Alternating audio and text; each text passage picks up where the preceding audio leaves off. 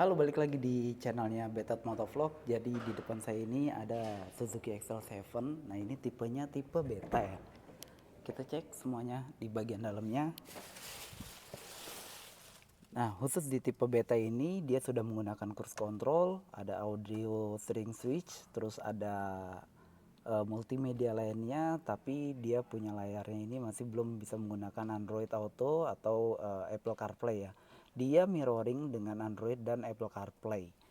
Untuk tipe beta ini dia sudah dilengkapi dengan teknologinya hybrid dari Suzuki, yaitu mild hybridnya Suzuki yang digerakkan oleh mesin ISG atau motor generator yang sebagai juga itu pengganti dari motor starternya Suzuki XL7. Untuk di AC-nya, ini panel AC-nya dia sudah menggunakan digital climate control dan juga kisi-kisi AC-nya dia tipe kayak modern klasik kayak gitu ya. Dan ini bahannya terbilang kokoh dibandingkan dengan rival-rival lainnya. Untuk di bagian atasnya di sini ada lampu, terus di sun visornya di sini ada kacanya, tapi untuk di bagian pengemudi hanya ada sun visor aja. uh, untuk tombol-tombol yang ada di sebelah kanan ini ada engine start stop button, ada untuk mematikan idling stopnya, ada sensor parkir dan ada stability control.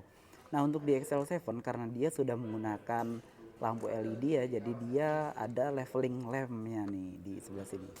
Untuk di bagian bawah dia ada tempat untuk card holder ya, atau bisa taruh koin mungkin di sini. Ini transmisinya matic.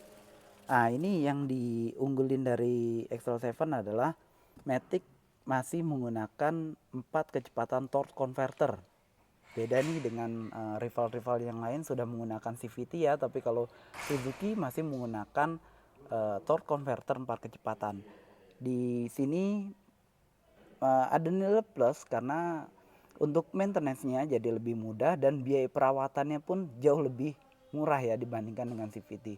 Untuk maintenance-nya itu kalau di yang torque converter itu dia itu lebih bandel ya. Jadi kalau CVT itu kan kalau kita sudah 50.000 km kita agak was-was ya. Sedangkan kalau di torque converter sampai 100.000 km pun masih aman. Untuk panel digitalnya itu ada analog di tachometer dan di speednya. Lalu di tengah ini ada beberapa informasi. Nanti kita coba nyalakan apa aja informasinya. Oke, di pintu sebelah kanan ini ada retract untuk spion, ada pengaturan untuk spion otomatis, ada untuk mengunci window, power window ya, ada kunci otomatis dari central lock dari depan. Nah, untuk info juga di semua varian Suzuki dia masih belum menggunakan otomatis door lock ya. Jadi masih manual, kita harus sendiri yang tekan kayak gini. Oke, untuk di bagian sini juga ada untuk membuka kap mesin depannya. Cek ya.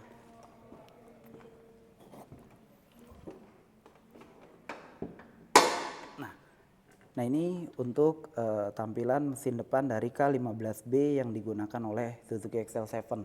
Dia di torsinya di 138 Nm. Dirasa kayaknya udah cukup ya dikawinkan dengan 5 speed manual atau 4 speed automatic torque converter. Ini bandel banget sih. Nah, ini untuk akinya dia hybrid, dia pakai aki khusus, dan untuk mild hybridnya dia menggunakan ISG ya.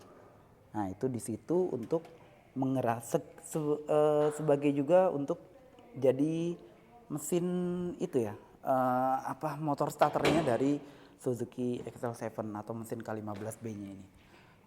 Untuk tampilan depan dia sudah menggunakan LED projector. Nah, tidak pakai projector, LED aja berarti. Nah, di sini ada DRL-nya. Terus untuk front grill depannya ini tampilannya lebih baru, dia sama dengan yang tipe Alfa. Untuk fog lamp dia masih menggunakan halogen. Ini kalau dilihat masih menggunakan halogen tipenya H7.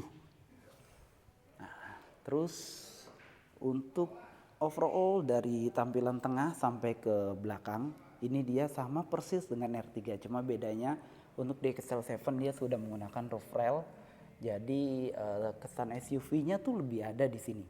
Di bagian sampingnya juga ada over fender ya, memberikan kesan lebih sporty di XL7 karena memang XL7 ini diciptakan Suzuki ini untuk jadi crossovernya dari R3 kayak gitu. Untuk ground clearance-nya dia di 200 mm, lebih tinggi 20 mm dibandingkan dengan R3. Untuk pengaturan jok di bagian belakang ini ada dua tipe. Ada satu kayak gini, ini bisa langsung dimajukan ke depan kayak gini aja ya. Hanya kayak gini aja, atau di sini ada ada apa ini namanya, tombol ya kayak gini. Nah, ini bisa kayak gini, ini bisa untuk rata lantai kayak gini aja, tapi dia tidak bisa maju ke depan. Kalau untuk maju ke depan di sini ada pengkaitnya lagi, bisa untuk dorong maju ke depan. AC-nya double blower untuk semua varian di XL7, ada di Beta, Alpha, varian tertinggi, atau ada di Zeta. Jadi untuk bagian baris kedua dan baris ketiga tidak perlu takut kepanasan lagi nih.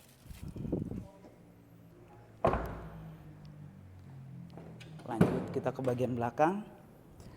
Di bagian belakang ini seperti yang tadi sudah saya bilang, ini bisa rata lantai sampai ke depan. Nah, di bagian sini nih, ini salah satu kelebihan ya dari XL7 dan R3 karena ini ada storage tambahan ya. Ini bisa dimasukkan ke dalam kayak gini. Fungsinya ketika kita membawa koper yang lebih tinggi ya, jadi space-nya tuh bisa lebih banyak di sini. Atau misalkan kayak kita bawa satu hal yang kayak agak berair kayak gitu ya, ini bisa dibalik kayak gini. Nah, ini kita rubah kayak gini ya. Nah, kayak gini. Jadi ini fungsinya supaya air yang kayak misalkan kita bawa ikan atau bawa apa ya, jadi airnya nanti tertahan di sini, dia tidak akan kemana-mana kayak gitu. Bagus sih, ini satu inovasi dari Suzuki yang jarang kepikir ya sama kompetitor lainnya ya. Nah, ini joknya ada pengkaitnya ya, ini bisa ditarik kayak gini. Nah, ini untuk di jok belakang ada dua pengaturan pertama dan ini pengaturan kedua. Jadi dia walaupun 3 baris kelihatannya kayak sempit dari luar, tapi ketika di dalam ini masih sangat worth it untuk dinaiki oleh orang dewasa. Tidak terlalu nekuk karena memang legroom bagian tengahnya nih masih lumayan banget. Nah, untuk di bagian belakangnya ini dia sudah menggunakan defogger belakang dan dia juga ada defogger depannya. Untuk tampilan di bagian belakang dia sudah menggunakan LED. Untuk di varian Beta dan di varian Alpha dia ada LED panjang kayak gini ya. Sedangkan kalau di varian Zeta dia hanya ada LED stop lampnya aja. Untuk lampu sen dia masih menggunakan halogen, lampu mundur juga masih menggunakan halogen. Bedanya yang tipe Alpha dan tipe Beta, di tipe Alpha di sini ada tulisan emblem Alphanya, sedangkan kalau di Beta hanya ada tulisan hybridnya aja. Sedangkan kalau di Zeta varian paling bawah dia cuma ada XL7-nya aja kayak gitu. Sisanya sama semua, sensor parkir 2 titik dia ada, terus roof rail juga dia ada. Kalau di Alpha dia ada spoiler samping ya, terus ada talang airnya di sini kayak gitu. Untuk pengaturan spion semuanya juga sudah menggunakan auto retract. Jadi ketika mobilnya dikunci dia otomatis langsung laku kayak gitu. Untuk OTR-nya langsung nanti saya taruh di deskripsi. Untuk bannya dia menggunakan ring 16, dia satu tingkat lebih tinggi dibandingkan dengan R3. Nah, ini mungkin salah satu cara Suzuki untuk menaikkan ground clearance dari Suzuki XL7. Oke, terima kasih review kali ini untuk Suzuki XL7. Saya lagi ada di Suzuki Jakarta Garden City. Yang minat dengan mobil ini bisa langsung kontak di deskripsi yang ada di bawah. Thank you.